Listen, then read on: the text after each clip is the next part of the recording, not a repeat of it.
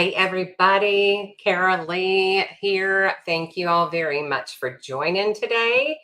I am going to get a little bit of music going, give it a few minutes, wait for some people to sign in. If you're here, give a little comment out there for me. We have a wonderful guest, a gentleman that I got to know a little bit over Veterans Day weekend. Super excited to have him come on and have a conversation with us today.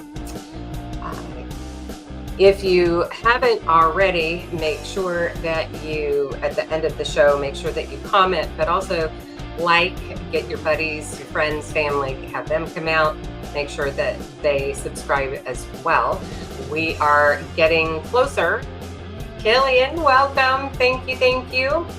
It's a little odd today being what day is it? It's Thursday. You know, it's a vacation and everything. I don't even know what day of the week it is for the last 2 weeks. So trying to get back into the office and such was kind of difficult trying to wake up in the morning. So so we have a lot of things that my guest is going to be talking about tonight, and some of the nonprofit. You've probably heard me talk about it a lot, so we'll give it another 30 seconds or so, and then we will bring on my guest, and I'm super excited for that. And let's see, what else is happening? A little bit of this and a lot of that. Hopefully everybody had a great Christmas as well as a New Year. Ours was pretty uneventful for the New Year itself. Just kind of hung out here with the family, and my youngest bunch of his friends came over. So seemed like we were cooking something at least every hour on the hour. That was quite interesting. So Jova Q, welcome. Thank you. So glad you could join us. So we're going to go ahead and, without further ado, allow me to welcome my guest tonight. Let's turn this music down here. Okay, so I think everybody can hear me a little better now. So my guest tonight is Chad Bruner, and he is a Navy veteran. So let's everybody welcome him to the show tonight. Chad, hi. Hey there. How you doing tonight? Just another day in paradise. I think anyone who's ever served has heard that phrase once or twice. Yeah, I would guess. Christine White, thank you very much for showing up tonight. Appreciate that. Okay, so did you do anything fun? Did you get any fun toys or anything for Christmas? Well, I think the best thing was most of the kids actually came home for Christmas, and then my granddaughter actually came down for New Year's. Nice. So we were able to get most of the family together. It's, being a military family, it's kind of hard to always get everyone, but you take what you can get. And so your kids are in the military as well? My oldest and her husband are.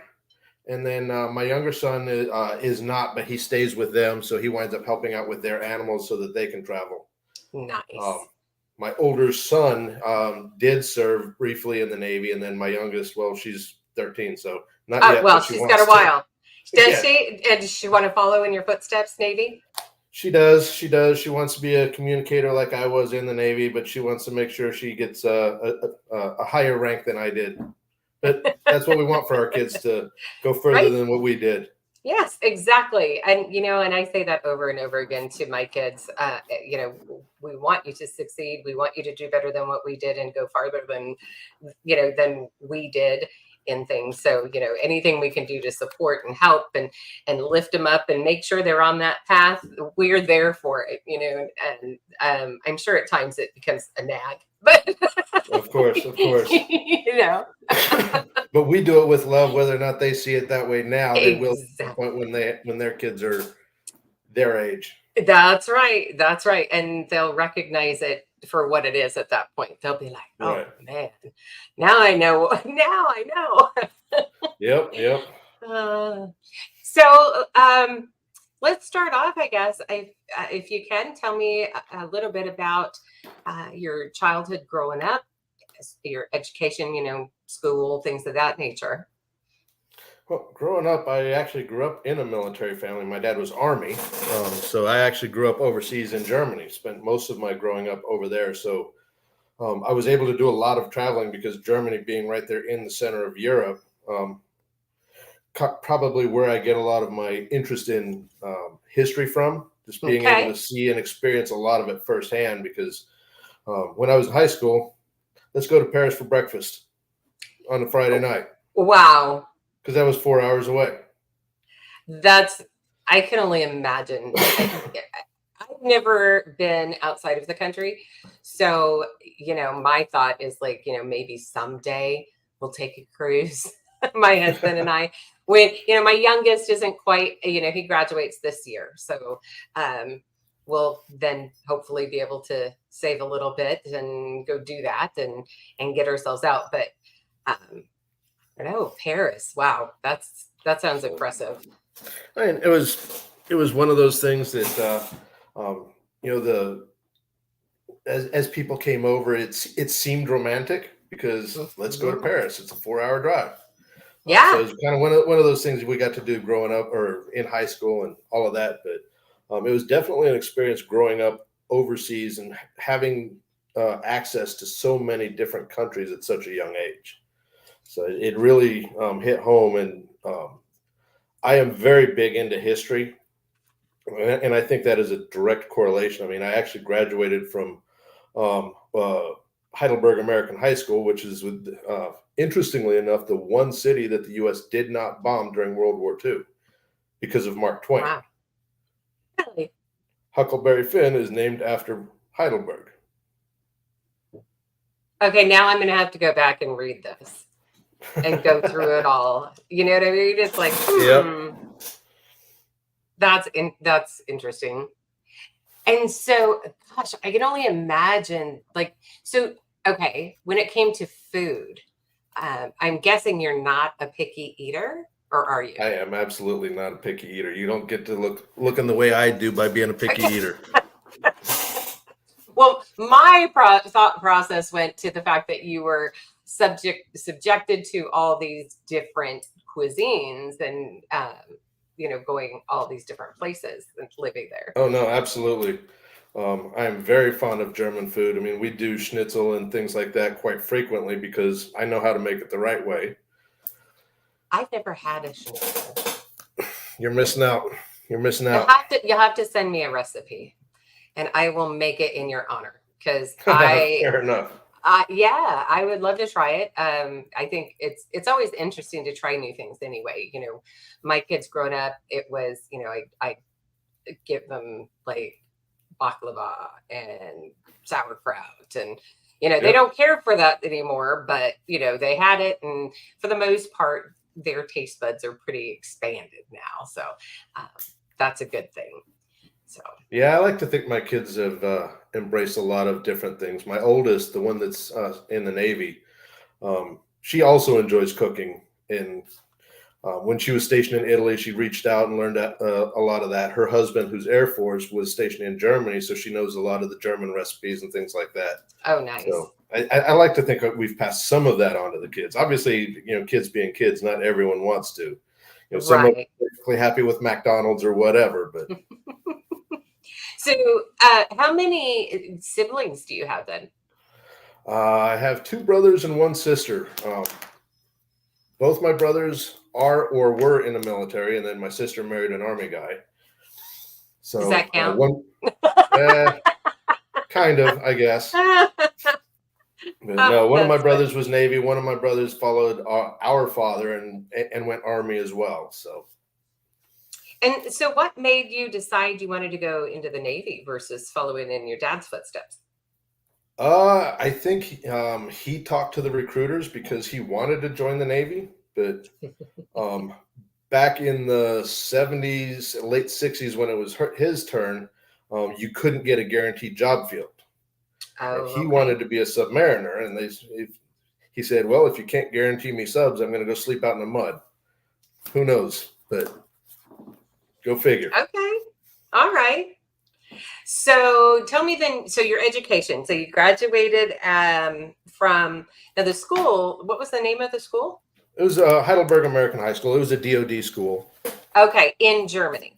In Germany, in Heidelberg. Okay. I was not the student. I'm not Jonathan or any of these other guys. No. I graduated toward the lower end of my class because I was more interested in traveling and doing other things as opposed to attending school. Interesting. So tell me about your transition then going from, like what kind of prompted you or how did you get then joined up with the Navy? I was one of those that didn't have much say in the matter, if you will. Okay. So being the adventurous young man that I was getting into a lot of trouble. So it was advised that I join the military and leave Germany and get back to the States before I cause problems for either myself or my father's career. Wow. That's pretty funny when you think about that. That's pretty funny. So yeah, kind of a detriment to your dad and his job. A little bit. And well, I experienced some of that with my own kids as I became more senior. I mean, he was a career Army, fairly senior enlisted. And some of the choices your children make have a potential to impact, especially if you're in a foreign country as a guest. Right. And having grown up there, I didn't view it as being a guest. It was one of those, this is where I'm from. So I didn't see it as, oh, that American kid is causing problems again. Yeah. We have several in the chats that are Navy or retired Navy. And so, you've kind of started a little fan base going out there in the chats. Excuse me. So always fun when you can see them and then they start, Oh, absolutely. Bantering out there. It's kind of fun to watch.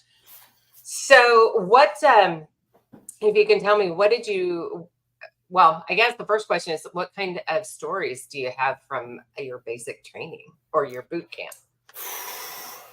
Well, I think one of the biggest ones, and that is different from most anyone else who has joined the military. Since I joined from overseas, I did not go through a MEPS processing center. Okay. So I went down to the recruiting station right there at Ramstein Air Base, got sworn in. The recruiter took me to Frankfurt International, put me on a plane to O'Hare. So this was early November in 95. So it was a little colder when I got off the plane. Got off the plane, had no idea where I was supposed to go, what I was supposed to do, kind of walking around. And so I went out and jumped in a cab. I didn't get the instructions that, hey, you're supposed to go to the USO and they will pick you up there and basic training starts there. I went out, caught a cab and went up and they dropped me off outside of the gates of Recruit Training Center, Great Lakes. So I went out there, I looked at the gate, sat down on the curb, smoked a couple cigarettes, and finally decided, all right, it's about time for me to come in there. And I walked up to the gate, handed them my packet with my order and said, I'm here. What do you mean you're here? What are you here for? This is boot camp, isn't it? Yeah. This isn't how you're supposed to get here. Well, I'm here now. Do you want me or not? So they kind of took me in and set me in the back of one of the training rooms. And so the people that have been classed up for a while, they're coming in, they're realizing that something's not quite right with this because why is this long-haired guy sitting in the back by himself? So you had long hair back then too, huh? Oh, absolutely. But so I'd have these recruits coming through. Oh, you're going to get beat. You're going to get beat, which was, I mean, what the phraseology that was used for physical training was to get beaten. Mm-hmm. And me, fortunately, growing up with Army friends and all of that, I was friends with the GIs when I was in high school. I kind of had a heads up about some of it, but that was my introduction to the Navy and to basic training. So how was basic training for you? Aside from the extras, 3 weeks of basic training because of Bill Clinton shutting the government down for 3 weeks in the end of '95. Growing up Army, it was a fairly easy experience. So you already had it all in your head how it was going to go, and or a good expectation of how it should go. Oh, absolutely. When you're overseas and the drinking age is 16 and your friends are young GIs, you're sitting at the bar and you're already getting challenged for push-ups, this, that, or the other, because you're going to represent us well. Yeah. Was the name of the game. None of the PT was a challenge back then. Right. Right. So how many total weeks then, if you include the 3 extra weeks, were you in basic then, or boot? I think the Navy was Uh, boot, right? I no, it was basic training, boot camp. It's Okay. all the same kind of general Right. phraseology, but it was, I want to say 12, 13 weeks. I don't know. That was a minute or two ago, and they've since changed the lengths of basic training all across all of the branches. So I can't even compare to when I went back as a trainer a number of years ago. Yeah, because the Marine Corps is 13 weeks. And Yes. yeah, and I just know that because my kid just went through it not long ago. So a Yep. little over a year ago, year and a half ago. Oh my gosh. So time sure is flying by. It's the older we get, right? Yep. And Christine, 12 weeks. If it's, I think it is currently only 8 weeks, because when my two kids went through, it was an 8 week program. So And it, it, there it you could have go. been 12 back in the day, plus an additional 3 or 4 weeks. Like I said, I was just Kip grumpy because I got extra time up there in the coldest year to date at the time. Killian many moons ago. Talking about their getting soft as far as military in general. I don't know. There was an article I read that was put out. There was a news. I think it was like Nashville News or something like that that they had posted about the Army recruits and how they're complaining about the fact that the basic training is too difficult. They have no privacy. Oh yeah. Like, we're Well, in for a I world mean, of hurt. we talk about that, but I think a lot of those problems is us as parents' fault, because we want things to be so much better for our kids than what we had it, and so we are making the next generation soft, and I'm a Oh yeah, firm believer in that. I agree with that statement. 100%. I agree with that statement. Christine has a question for you. She wants to know if you did battle stations. We did not have battle stations when I came in. When I went back to Great Lakes, because the A school, I was an instructor there right around 9/11. The battle stations scenario was something that was new. Okay. So, fun fact: the for those of you that went through battle stations, a lot of the audio that is there is actually from when the USS Cole was bombed. Wow. I bet so So, there you go. So, so for like Christine, if you were one of the ones who had to do battle stations, it gives you a little insight, little history to go look up. Did they teach that kind of stuff while you guys were going through oh, basic, like the absolutely. I history? mean, that is one thing the Navy is very big on, is history and tradition. The Navy Hmm. and the Marine Corps, out of all 4 or 5 branches now, um, I know, you are can't the forget the biggest Space ones Force. that focus on tradition and heritage and history. Yeah. I think all of the branches focus on it at initial entry training or basic training and A school, AIT tech school. Mhm. Insert your variation here, but um, overall, I think the Navy and the Marine Corps are the ones that maintain their heritage. Right. And Jova Q says that they've reshaped basic training for all branches due to the recruit pool being less than satisfactory. Well, and not to mention the fact that they don't have near the recruits either in general, because the Correct. numbers for all branches are down uh, as far as what I'm reading. So, but yeah, it's quite interesting to see how the kids are going through and dealing with stuff like this. Because yes, discipline is not something that most kids nowadays are used to. Uh, and I can tell you, my middle child, so he had graduated boot camp and then he was at SOI, and he's in the barracks with everybody waiting to join the fleet, and he calls and it's like, Mom, you can tell these kids have never been beat a day in their life.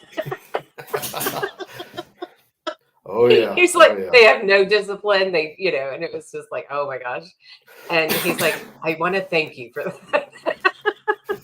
So see, they didn't appreciate it when they were younger, but yeah, As they get older, they definitely come back into the fold. Exactly.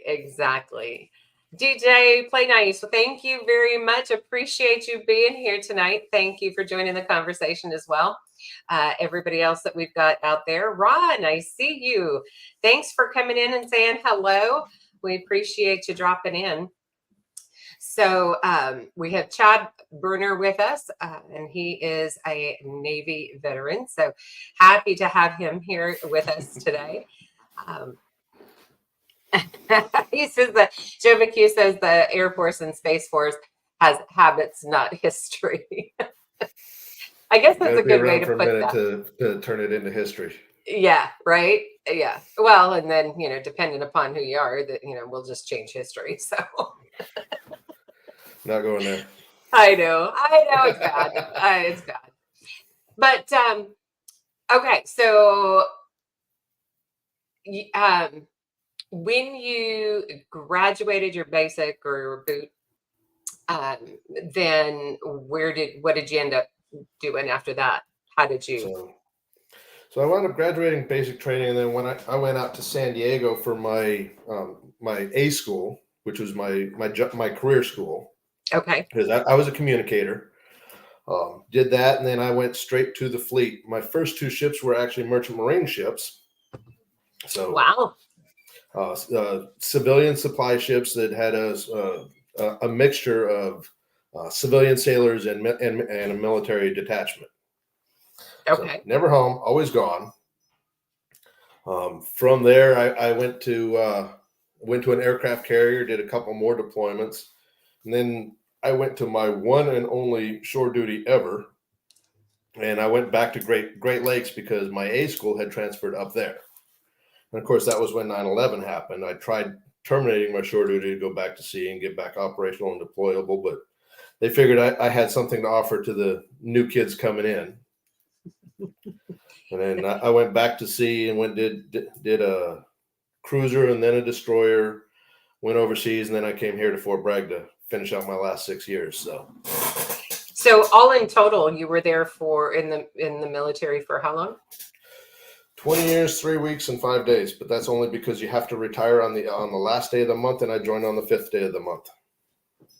Okay. Well, that's quite a career. That's actually a really, really big career. So, what would you say would be your favorite place that you stopped in, stayed in? Probably my favorite port visit when I was still a shipwrighter would have been Rhodes, Greece. Just a very fun town, a lot of history. It's a walled city. I mean, a lot of ancient history started in and around Greece. I mean, Athens was the birthplace of democracy and all of that kind of stuff. But it was just a very fun, very beautiful city. Is that some place that you would go back to visit? Maybe. I've traveled enough of the world. I'm perfectly content to explore the United States these days.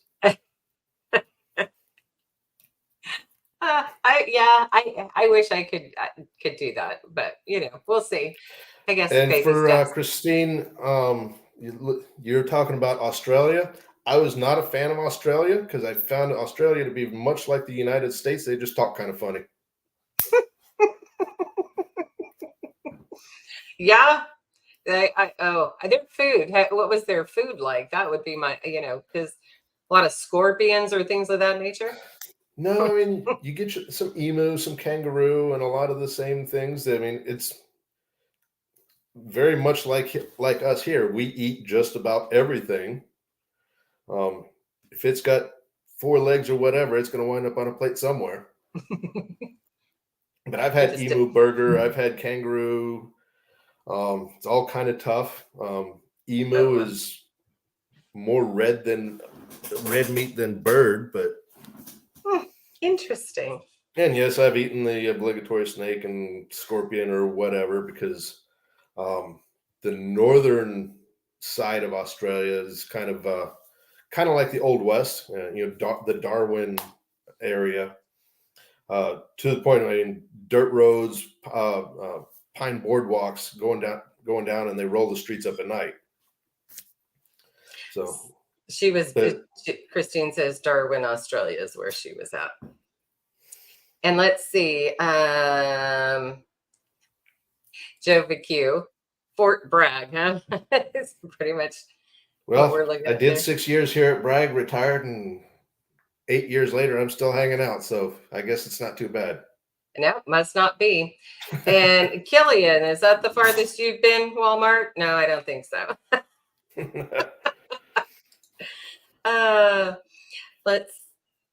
He saw a koala once, he says. I saw one too, but it was in a zoo. So I don't think that really counts for much. But. Sure. Okay, so any interesting or fun stories that you can share about your time while you were doing this? Dig deep, Chad. Dig deep. And I think we've all got the stories. I mean, it was in Darwin where I physically got ejected from a bar because I was there with one of my sailors, and apparently the local pool league wanted to come in and shoot pool, and we told them they had to win the table back, and they didn't. So eventually, Australians are known, just like sailors and Marines are, for fighting, and there was more of them than us, and we physically got ejected. How'd that go over? Like a lead brick? Well, once we were out, it was one of those, okay, we'll go someplace else.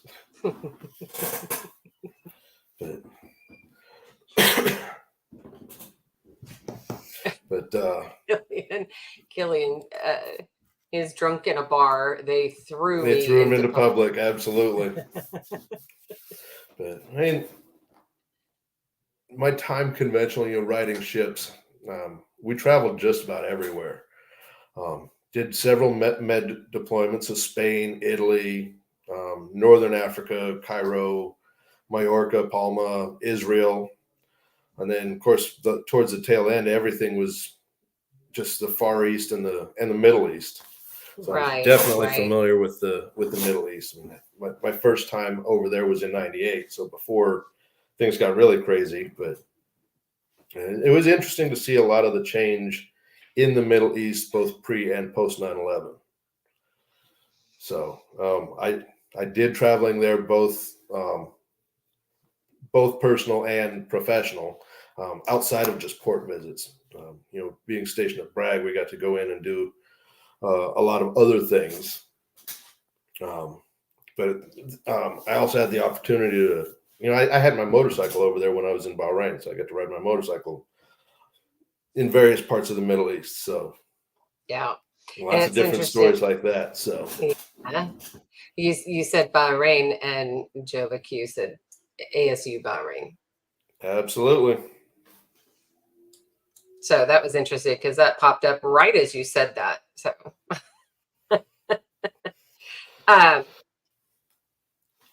so as far as Christine, the ships I was on the USNS San Diego, who is now gone. I was on the USNS Saturn. I did the USS John C. Stennis's first two deployments. That was the aircraft carrier I was on. And then I went back and did a deployment with the USS Bunker Hill, which was a cruiser. And then I did two more deployments with the USS Howard, which was a DDG or destroyer. Wow. So DJ Play Nice wants to know what some of the differences were between the pre and post 9/11 in the Middle East that you can think of. Their attitude towards us, and especially the further past post 9/11, we became definitely a lot less popular over there. The freedom of movement, freedom of travel definitely changed, especially once we became embedded there. Yeah, I guess I can imagine that. And I'm going to ask a question here that I know Killian would ask, and so I'm going to beat him to it. Did you ever serve beside any Marines? Of course. And when I was on the Stennis at the time, we had several Marine squadrons. So aviation type of Marines. And then when I was here at Fort Bragg at the Joint Command, I had Marines on my teams. Okay. So,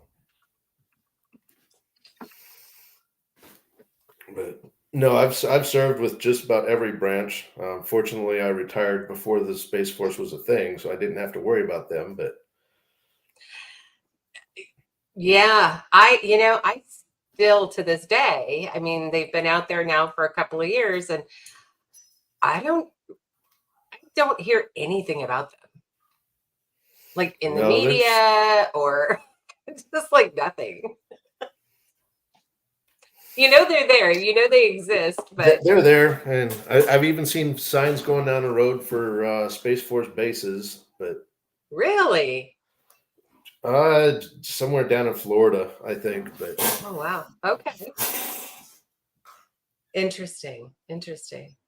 And so, all right. So, what did you do? Well, tell me about what kind of resources the Navy provided you to help you transition back into civilian life. Trying to think, because I actually had to go back to Norfolk because I was here to go through, and it's a standard week-long class, and they bring in people from Veterans Affairs, resume writing, interviewing skills, how to dress, because you now have a choice and things like that. One of the things when I was transitioning, I did not take advantage to a lot of those because I walked out and walked right into a job. Shortly before I retired, my dad had started up a small hotshot trucking company. So I didn't have to worry about interviewing skills or any of that because I didn't need any of it. Right. So, and so how much time was it that they went over it with you? Because I know, like with the Marine Corps, it seems like it's darn near a year or longer that they put you through different classes and things of that nature. In recent years, DoD in general has come a long way. Things like the skill bridge courses and the apprenticeship programs that you can get into, and that depending on your job field, pretty much the last year they're able to set aside and spend more time focusing on actually preparing people for reintegration into civilian life. When I separated, I mean, that was in 2015. They built the transition GPS or the TAP program kind of as a stepping stone program. So you started out, hey, first day you show up in uniform and we're going to go over some things. Next day, I want you to show up in civilian clothes, make sure it's business casual, business appropriate.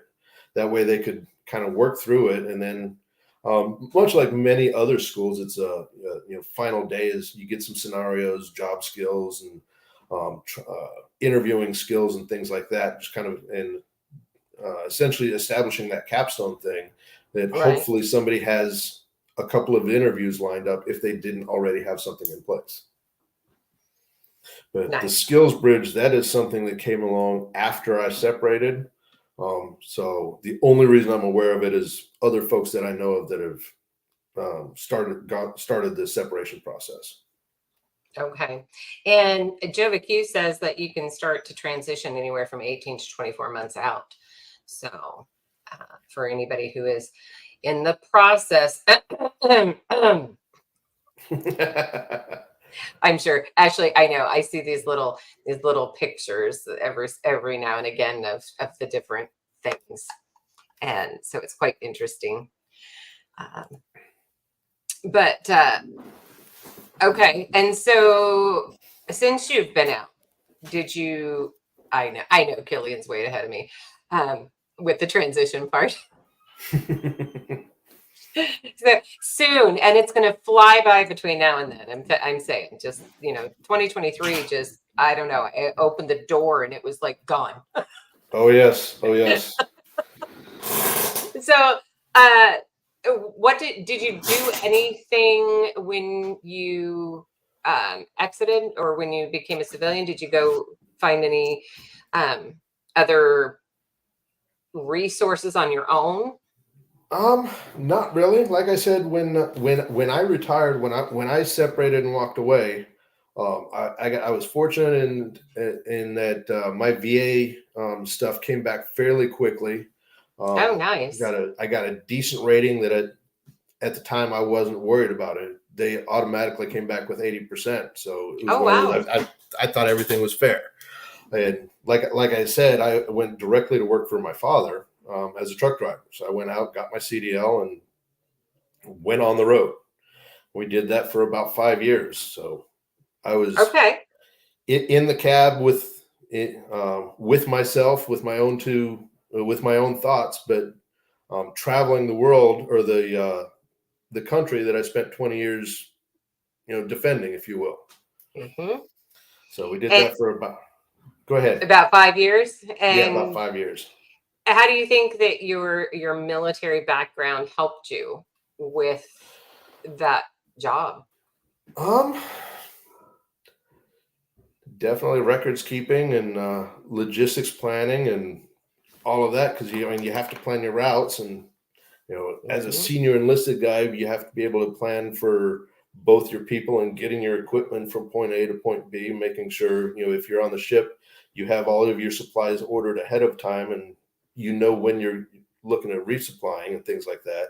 So it definitely made me a lot more goal and detail oriented and a Yeah. lot more able to maintain a timeline because you have to factor in things like weather and things like that. And there was one time I was dragging a tiny house across Wyoming and got blizzarded in because the winds were too high. Trying to drag an empty tiny house, it's a big, huge brick.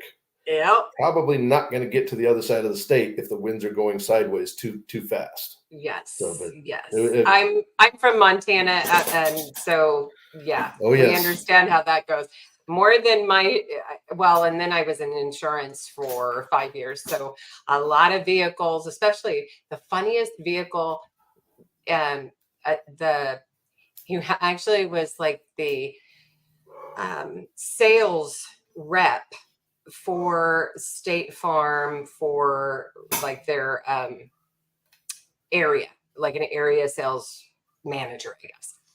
And he had just bought a brand new camper, pull behind camper, and he had his pickup, and he's coming through, trying to come into town, and the winds were so bad, his entire camper just over and his vehicle too. So yeah, it was like, okay, that's kind of funny because here you are, the one, you got to make that was sure probably everything's going in through place. Livingston.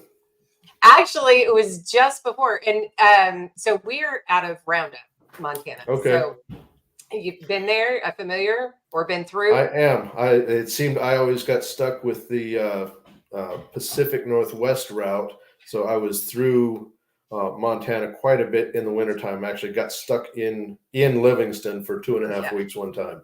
Yeah, yeah. And it really can be, the weather just changes so drastically, Yeah. not just the winds and 10 feet of snow, but also the temperature. You can go 70 below to 50 above in a day, Yep. Yep. and it's Oh yeah. crazy. So to answer DJ Play Nice's question, whether that would be considered an act of God, acts of God are not covered by insurance. However, because he did have insurance on the vehicle as well as the trailer, they were both covered under comprehend. Well, no, his would have been considered collision. Right. So we're all good there, but it was just funny because I had to rib him when I saw him come in the office. It's like, so I hear you just had to file a claim. Yep. Oh no, it's always a good time. Yeah, but he was coming in from um. So when you're headed north from Roundup, there's an area, Flat Willow, and the winds were so strong there. They don't ever close the road at all, but Right. that's where it was. And I remember driving past it going, oh well, that poor sucker. And then come to find out it was Good to find out it was a friend of yeah. yours. Yeah. Yep. Yeah. So that was kind of funny. um so yeah, so truck driving, and then how long you did that for 5 years? Did you try anything else, do anything different outside of that? No, not really, because it was one of those. So it was the tail end of 19 that we made the decision to close the company, and money just wasn't quite there.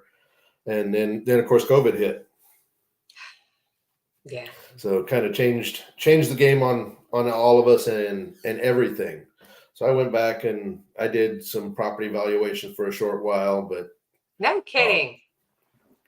I'm gonna make a little note and we'll have a conversation afterwards. okay.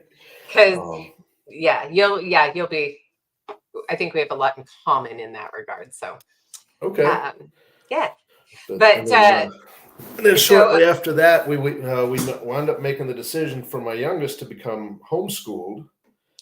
And since my oh, wife was established in her job, we just made the decision that, hey, I will stay home and become the teacher again, because it frees that time up for the things like my Mind Overland and some of the other nonprofits. Allows me to focus on making sure she gets a quality education as opposed to an indoctrination. mhm. And then she gets to do a lot of traveling and things like that with me, and we go from there. And so because of that, I just recently made the decision to go back to school, just to use the GI Bill to offset what I'm not bringing in, by Which makes doing a 9 to 5. and so you use that GI Bill to get your So I'm working on an associate's in human studies, kind of a focus on counseling. Not because I ever have any intention of being a counselor, but it adds tools to the toolbox for when we're out on the trail, for when someone has that difficult conversation that they need to have. right, right. And that's excellent. That's great.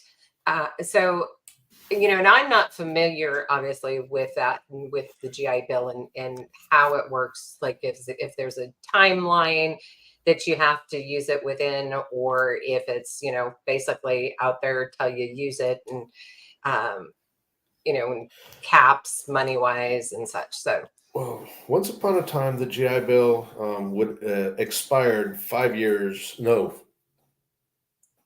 10 or 15 years after you separated. okay, And I forget what the dollar amount cap was. I want to say it was something like $30,000. Post 9/11, it got changed and it is now indefinite. So you have forever to use it, but you get 36 months that they'll pay for. okay, But okay. along with that, in addition to paying for your classes and your books or whatever, you also get a living stipend off of Yeah, that. BAH, is that Yeah, so BAH? yeah, BAH at the E5 single rate. based on where your school is. But it was all things that they decided to do to make life better for these younger people that are separating out and going back to school to pursue that education that they were promised. Right. Little known fact, it was also just a retention tool, because in order to transfer benefits, you had to sign on for an additional 4 years or whatever. But It's interesting too. One of the things that I noticed is that the contracts are different. The length of contract is different from branch to branch. So Marines, and maybe it depends now, I don't know. But like from my understanding, like the Marines initial contract is like 4 years. And then I know that there is one of my friends, or excuse me, my son's friends is signed up. When he graduates, he'll be joining the Army, and his is a 6-year contract. I mean, is it no, dependent upon what you're doing? it's dependent on the job field and how much money they have to invest in your training. Because, Okay. for example, I came in, I was a 4-year on a 4-year plan in the Navy. To become an undesignated, you could come in on a 2-year plan, but you're not getting much more than about 2 weeks of training to become a bosun mate, the guy that a ship handler. Yep. Outside of your 8-week basic training. But career fields like the nuclear field, intelligence, and things where you're probably going to spend your entire first year going through training, that's a 6-year obligation. Okay. All right. I'll have to ask some more questions of him and say, okay, what field are you going to be going into? Because now these are just like when we hit a topic that I'm not familiar with, it's like, I have questions. Of course. And so this is excellent for me to be able to just kind of learn about it. So when you were doing, so you said that you really didn't do much with like the VA and such, because everything kind of ran pretty smooth for you, which is excellent. And then did you ever look at any nonprofits outside, of course, of Mind Over Land, like to join or be a part of, any that were out there that you thought were, I'm good to actually be? a member and work with 2 nonprofits. Obviously, Mind Overland, as you can see behind me, and I think my partners have discussed that fairly well in depth. Mm-hmm. But for a short while, I actually worked for the local florist just to keep me busy and keep me from spending money. And her husband is retired Army and runs another nonprofit that focuses on at-risk youth, and that's the Project Point 5. Nice. So that I'm also involved with. I'm not as involved with them anymore. Just time and space and commitment. They kind of moved in a little bit different direction from where my skill set was. But Okay. that is another one that is big for me. Yeah. Well, and those are all very good resources for people too, So yes, your cohorts have talked a lot about this particular nonprofit that is behind your head there. But let's hear a little bit about from your viewpoint and your own words, how Mind Over Land started, the concept of it, as well as getting it up and running and all that good stuff. Sure. Well, Seth, who was on several weeks ago, he and I were stationed together here at Fort Bragg, and we kind of kept in contact. Lost touch for a couple of years because he and I also both retired about the same year. Okay. Well, 22. Well, I guess it's now 3 years ago. Time flies. He reached out to me and said, "Hey, you need to sign up for this trip, and you can ride with me. And we're going out to Colorado. It's going to be about a 10-day trip." Wow. Okay, I'm not doing anything else anyways. So that's kind of how I got involved, and that's where I met Jonathan. And so we went out to Colorado. Some things went well with with the trip. Some things could have gone a little bit better, but overall got reconnected with veterans. Like I said, I was a truck driver for many years, riding by myself in my own head, didn't realize what I was missing. Right. And being in your own head sometimes is not always a good thing. Well, sometimes it's also the only way to have a good conversation. I guess that's fair. But so, and shortly after that, they asked me to come on board as staff, and I started doing some of the trip planning and things like that, and realizing that, and it's been discussed, they were trying to do too many things and not doing any of them as well as could have been. So that's when the three of us kind of sat down and said, hey, what do we think about branching off and just starting our own? Because the three of us, I think we can come up with something halfway decent. And about that time, the previous president decided to step down because of things that were going on in his life, and just kind of turned everything over to us. Okay. So that's when we decided, let's take a year off, sit down, think about what we want to do, what we want to be, and how we want to present ourselves, and come out with one thing that we're going to do right, and that's the vehicle-based adventure. We do our trips. There's a million organizations out there that do hunting trips. There's a bunch of organizations that do VA assistance, homeless assistance. There's even starting to get more and more pop-ups that do the vehicle-based trips, similar to what we do, but they bring families, they bring first responders and things like that. Right. Today, I think we are the only ones that only takes veterans out with us. And the reason we do that is because sitting around that fireside, you may have that conversation that you need to have, but someone's wife's sitting there, your wife's sitting there, you might not want to say something and change how someone else looks at you. But everyone else around that fire has done something similar to what you have done. Just and because you were in the Navy, you've been away from family. You've seen and done things. You may not have been in the desert. You may not have been in a firefight, but you have experienced something. Right. Every one of us has a story that we need to be able to talk to someone that understands. Exactly. And so you've got this program going. It starts, of course, it's these trips. And how do you plan your trips? How do you decide where you're going to go and when you're going to go? Well, one of the things we did in that first year is sat down, because a lot of these trips are actually pre-existing routes. They're 1,000-mile loops.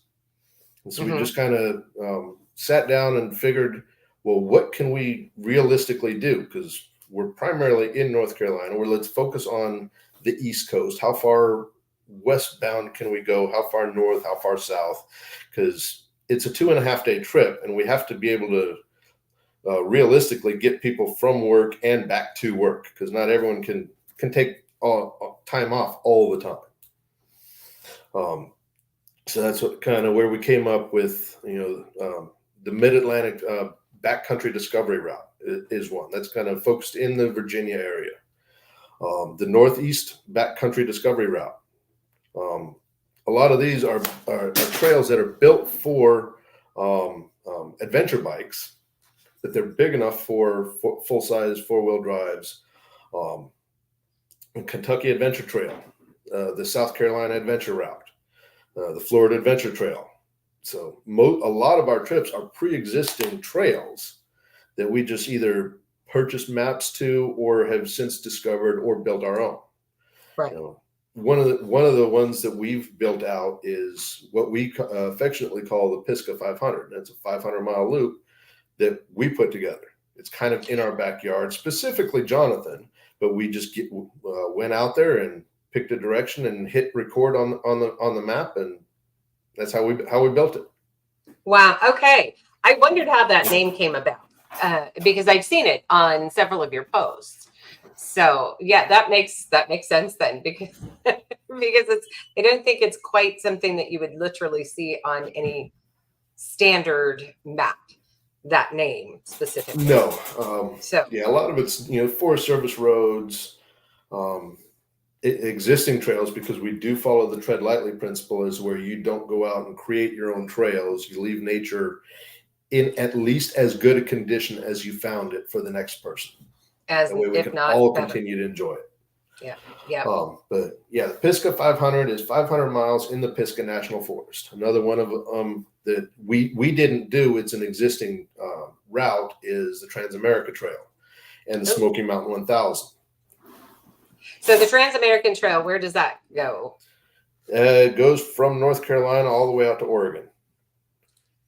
So it's going to be a hot minute before we get all the way out to Oregon. But when we do that, I think we're going to do starting in North Carolina and go about 300 miles west. Okay. And then we'll see what we do again in 2 years when that one comes back up through the hopper. You need to put a little side note, something in the back of your head. Montana and the belts, the little belts, the big belts, the snowies, they're great trails and stuff back in there, and some fun ones. Interesting enough. Sure. Yeah, just getting back there, we went one year, and my husband had a full-size bed on his pickup, and we had the kids in the back of the cab, and ice and snow, and I didn't think we were going to get out of there. He did it. Yeah. In fact, he wants to know if he can be the guide when you go. Yeah, we're looking at eventually, because right now all of our trips are the two and a half single weekends. We at some point we would like to get back to doing a longer term, something like a 10-day, 2-week ultimate trip. That would obviously cost a little bit more than the $50 deposit that we currently do, but just trying to figure out how we grow into that. So right. It's coming at some point, but probably not this year, maybe next year, but it's coming at some point. And there's so many places that you can go across this United States. It's amazing. Oh, absolutely. And even if you're not interested in driving and you just want to do a walk, there's just the I know here in Tennessee, there's a trail named after our current comptroller emeritus, the Justin P. Wilson National Park. And that's, I believe, I know you can walk that. And most, actually, when I say walk, I'm talking like they have actually gone through and paved for like a walking trail almost all the way through that national forest. And he had a huge help. It was a huge help in getting that accomplished. So it's something really fun to do here in Tennessee. And there's, like I said, Montana, just, the mountains, beautiful, the scenery, the elk and the deer and all of that to be able to see when you're going through. So that's always fun. But yeah, so because you've got quite a bit, I mean, you've only been doing this now. This is your second year, first year? This is our second year as Mind Overland. Okay. And so your following has really started to increase. I know we talked about that just kind of before the show. So where do you think you're at now, percentage wise, for all 6 of your trips as far as fill up? I want to say, and it has probably changed, but when we did our briefing to our board of advisors yesterday, we were sitting at 87% total for the year. 2 of our trips are actually completely sold out, with people on the waiting list, waiting and hoping that someone else decides to drop out so they can slide in. Right? Oh yeah. So before I forget, do we need to, for Veterans Day, have you guys set that yet for this year's Veterans Day? I don't think we have said it. It is going to be the weekend of November 11th because that is Veterans Day. Right. But I don't think we have set the hard dates, Okay. but we are Okay. definitely already in the planning stage for that. Okay. Because we need to make sure we go in and do our little thing and get that set up because um, you guys, it's just amazing. Met some incredible people. So, for all of you that are out there and you're interested to learn more, I've gone ahead and put the website out there, www.mindoverland.org. An absolutely great resource if you're looking to get one out of your own head, two out of your house, your bedroom, whatever it is, your basement. Get out and meet some other people um, that are veterans just like yourselves, and they have now the 6 trips that you have. Does that include the Veterans Day No, trip? no.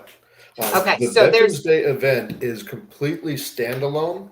okay, That is the one event that we invite civilians, supporters, families, kids. Everyone is welcome at that event. So that is our big get together, kind of our roundup. which was just so much fun. And I know Christine is interested in going as well. So, especially I believe for Veterans Day. So we'll make sure to all get together and we'll see how many veterans we can bring with us out that way as well. Especially, Absolutely. if it's going to be in the same place, obviously, it's not a bad trip for us. So, and I like seeing new places. So I guess wherever it is, it is. And we'll make sure we have a tent this time.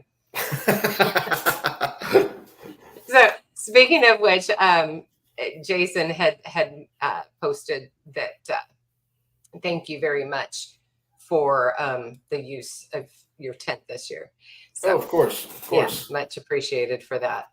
And I'll be a lot more prepared as well. Well, now you know what to expect. I do.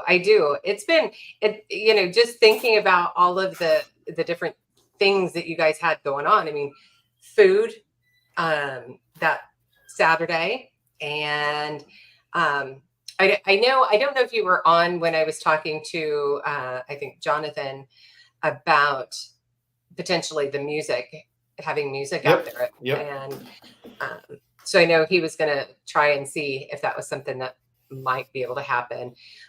We've had a couple of offers and interest in various performers.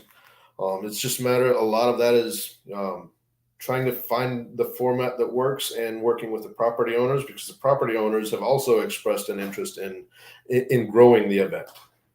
Nice. So we have big ideas, we have big plans. We just have to wait and see what we can actually put together. But it's going to be bigger than it was last year.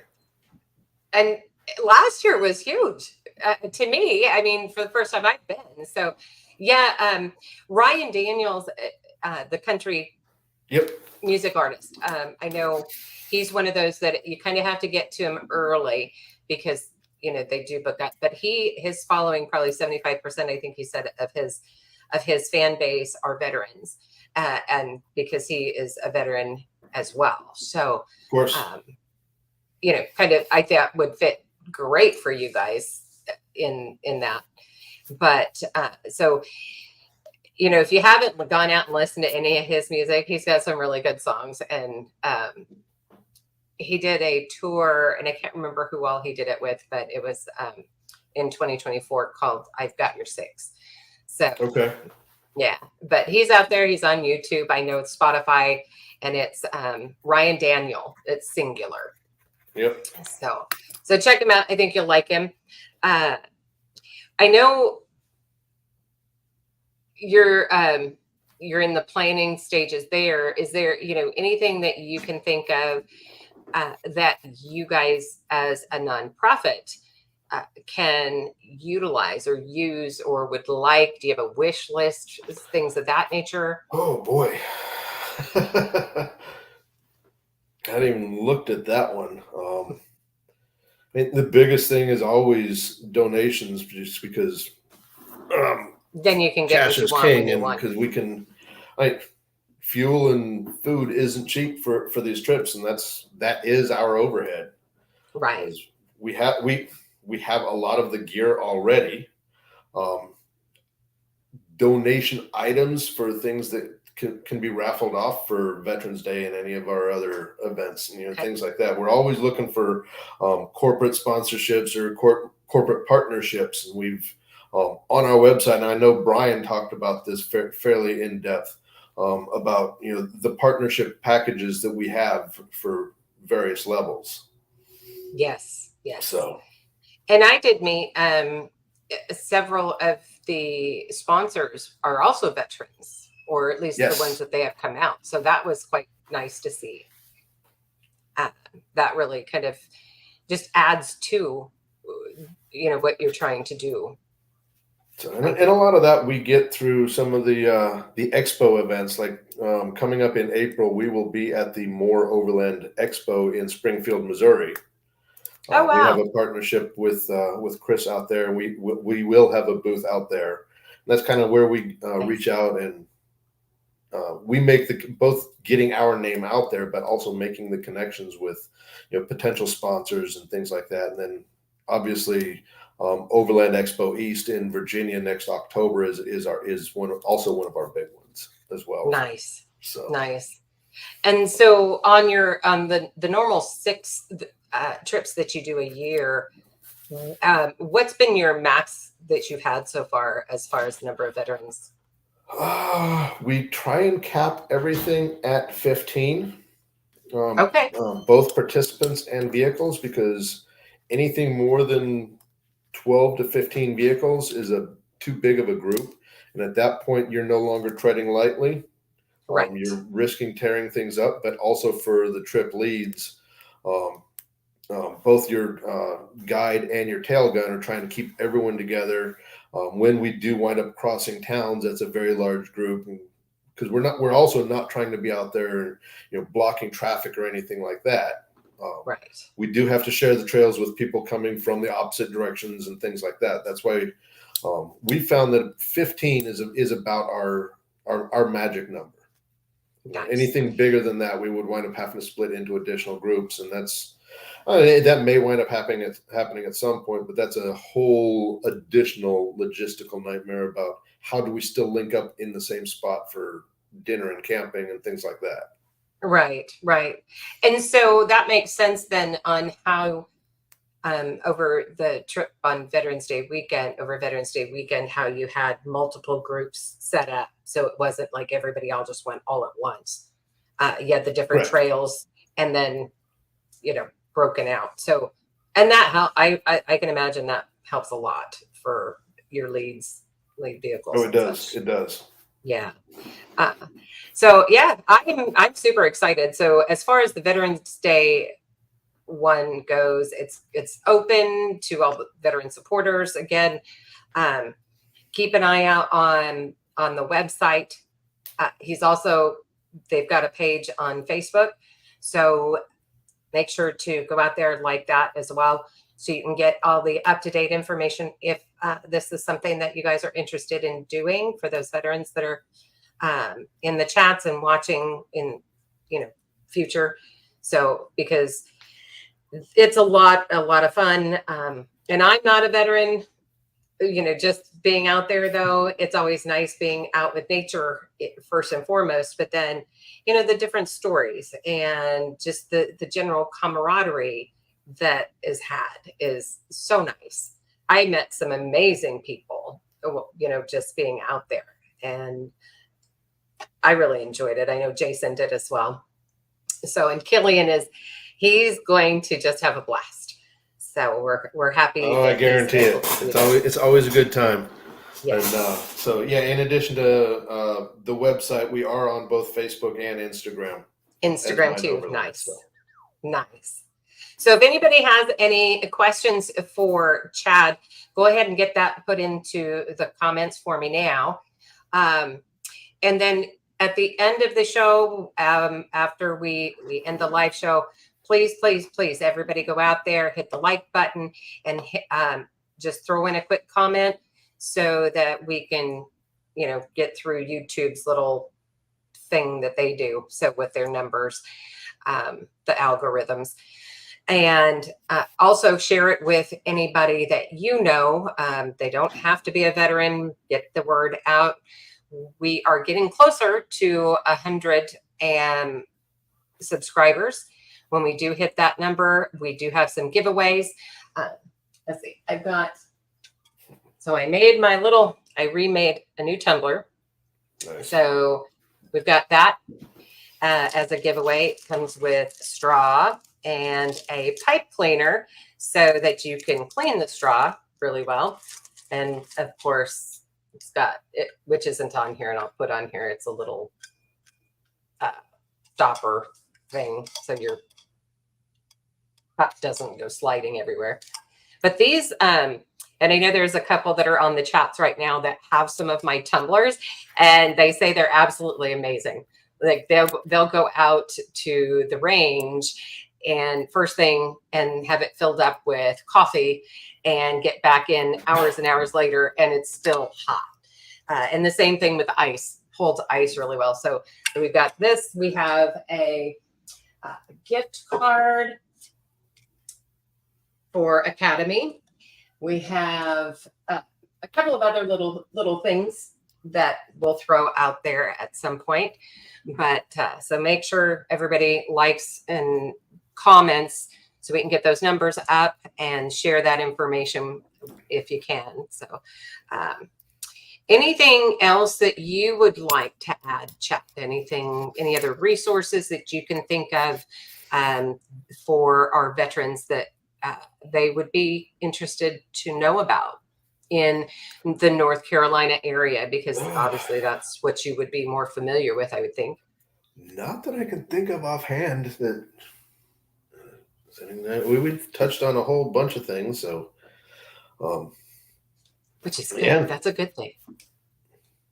But yeah, I mean, definitely looking forward to seeing some of you guys come out on our trips, or absolutely come either come join us at any of the expos, or definitely Veterans Day.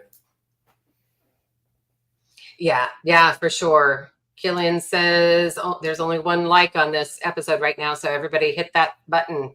He said smack that button. I don't want to paraphrase. So yeah, make sure you guys like and comment also. So make sure to get that comment in there. So yeah, I think for the most part, we've pretty much touched on everything. Jason says, thank you for being on. Great to hear from you again. Also, thank you for what you do for our veterans. So again, very much appreciated. Let's see. We'll give you guys just a couple more minutes to get your thoughts together for any questions for Chad. And make sure, if you would, Chad, for me, tell everybody hello. And y'all have my number as well. So when you get to the point where you get the Veterans Day weekend set up, just shoot me a text message and we will get it scheduled. Absolutely. And get everything together. At some point, that'll be fun, because then it'd be nice to go. Hopefully by that time, Killian will be able to just go and, have him out there with us as well. That'd be a blast. I can see it now. That's gonna be a good time. So yes, I did ask his usual question, Killian's usual question. We got you covered, Killian, about the serving with alongside any Marines.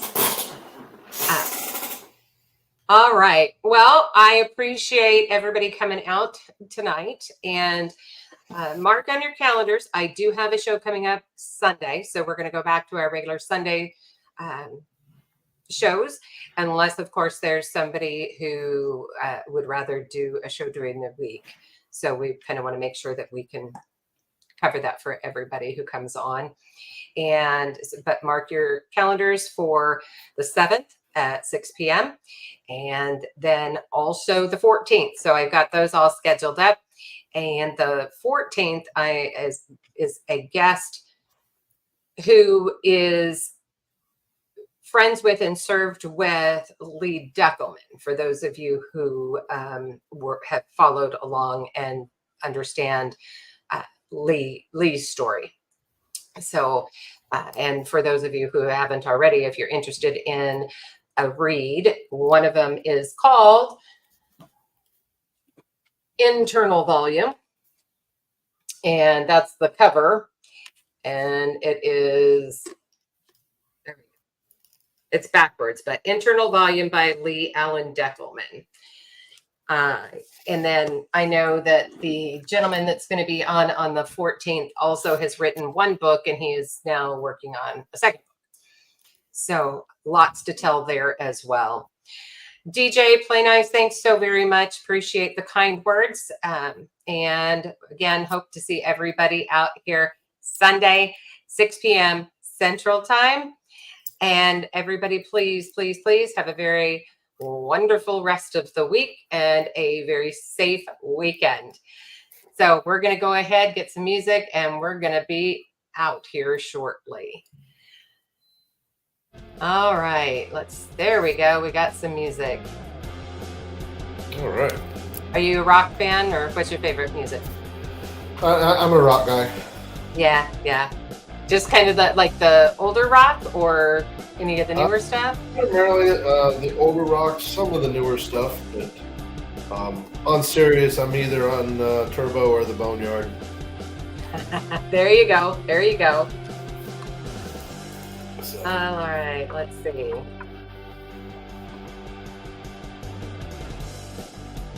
Okay. So yeah, we've